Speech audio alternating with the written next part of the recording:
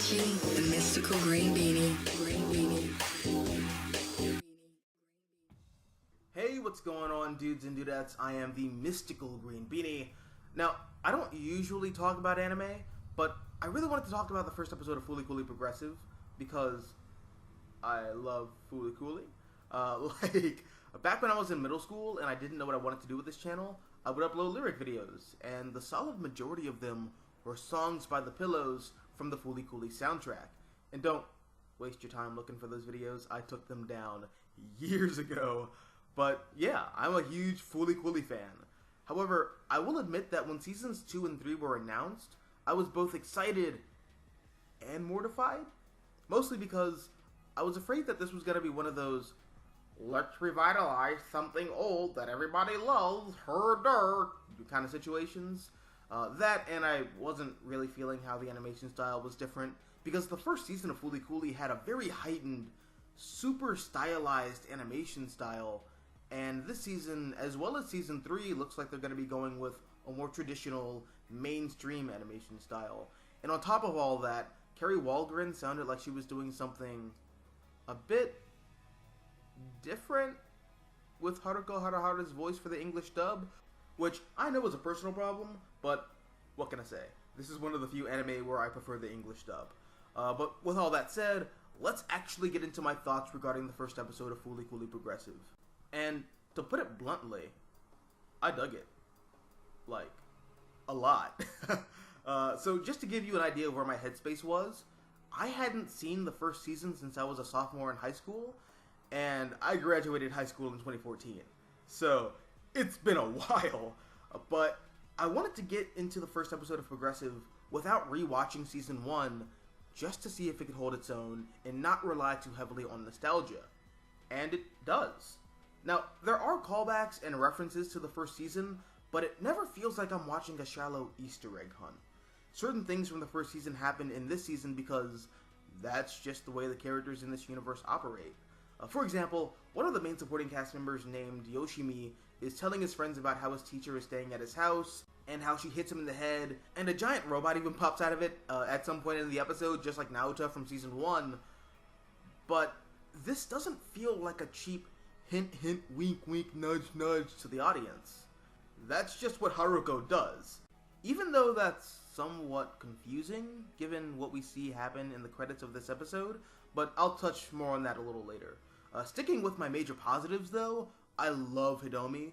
Right off the bat, she's a character that I relate to personally because she's basically just me in high school.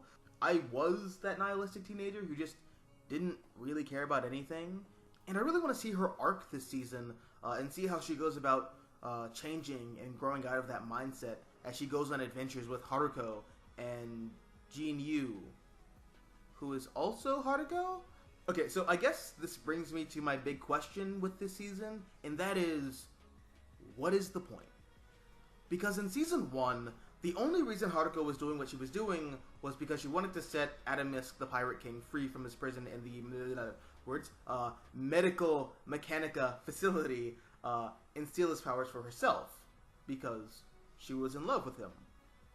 I think. Or at least that's how I remembered it. But yeah, based off the ending credits of the first episode of Progressive, Haruko did eventually succeed at stealing the powers of Adamisk, and it caused her to split into a separate entity known as Jin-Yu. So, I don't really know what the motivation is here, but I'm excited to see how it all unfolds. Also, on a more superficial note, I know that I made a minor gripe about the animation style change, but I actually don't mind it given the context. Because there's a lot of things that this episode does visually that I can't exactly see working out in the original animation style, especially the opening dream sequence with Hidomi walking through the nuclear fallout of her city, and then fighting those medical mechanica factories in her robot armor, which looks a lot like Kanti from season 1. And, you know, the animation team is just doing something different stylistically, and I really like what I've seen so far. And it should go without saying, the soundtrack from The Pillows adds so much atmosphere to this episode. Honestly, it would not be Fooly Cooly without them. Now, I don't know what the actual tracks from this season will be, but I did recognize a rendition of Little Buster's playing in the end. Oh, and before I forget, I love the joke about Yoshimi's friend Morty trying to be trendy and wearing a skirt. Not sure if that joke is going to go the way I think it is, but for the sake of the episode, I thought it was hilarious. Plus, huge props to the English dub cast, especially Carrie Walgren. The Haruko reveal scene at the end of the episode was absolutely fantastic, and even though I saw it coming, it still blew me away. Oh, and final thing, I swear, I love the small little cameos from Naota and Mamimi in the end credit scene. That was a really nice touch. But yeah, all in all, great first episode. I just wanted to get my thoughts out on it out there. Words are not coming out of my mouth properly. But yeah, what were your thoughts on the first episode? Let me know down below in the comment section. Also, if you like this video, hit the like button, share, support the channel, and if you want to see more content like this, all you have to do is subscribe. I'm the Mystical Green Beanie. Thank you for watching, and as always, until next time, adios, nachos.